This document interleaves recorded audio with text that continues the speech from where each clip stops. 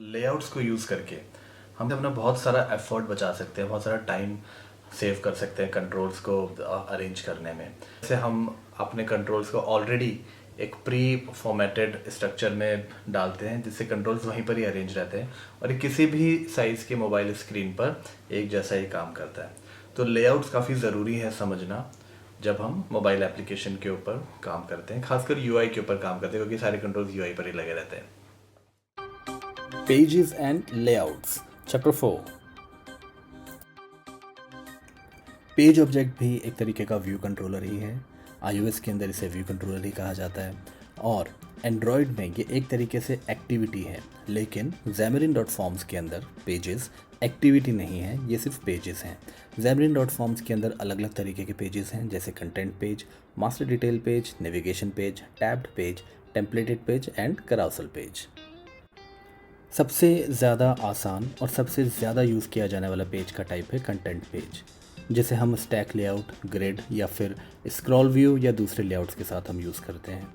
Content page सबसे पहला element है जिसे हम अपने पेज में इंक्लूड करते हैं और एक हायरार्की की तरह इसके अंदर हम स्टैक लेआउट, फिर ग्रिड या एब्सोल्यूट लेआउट या और भी दूसरे लेआउट हम यूज़ कर सकते हैं। मास्टर डिटेल पेज में दो पैनल हो सकते हैं इन्फॉर्मेशन के, मास्टर और डिटेल। जितने भी लिंक मास्टर में होंगे जब हम उस पर क्लिक करेंगे तो उससे रिलेटेड डिटेल हमें डिटेल पैनल में दिख जाएगी। नेविगेशन पेज जैसा नाम से पता लग रहा है, एक पेज से दूसरे पेज पे हमें नेविगेट करना हो तो हम नेविगेशन पेजेस यूज़ करते हैं। ज़्यादातर हम ऐप्स में देखते हैं कि एक बैक आइकन टाइटल बार में या हेडर में लगा होता है जिस पे टैप करके हम उसके पिछले पेज में पहुंच जाते हैं। तो ये नेविगेशन पेज का ही एग्जाम्पल है जहाँ पर हम एक पेज से दूसरे पेज पे नेविगेट कर रहे हैं। बहुत बार ऐसा होता है कि हमें इन्फॉर्मेशन कैटेगराइज करनी होती है, ग्रुपिंग करनी होती है या मल्टीपल पेजेस यूज़ करने होते हैं, तो इस केस में हम टैब्ड पेज का यूज़ करते हैं। बहुत सी ऐप्स में हमने देखा होगा कि लेफ़्ट और राइट स्वाइप करके हम दूसरे पेजेस पे चले जाते हैं, तो वो कराउजल पेजेस होते हैं। मोस्टली हम विज़ार्ड्स के अंदर इस फंक्शनैलिटी का यूज़ करते हैं।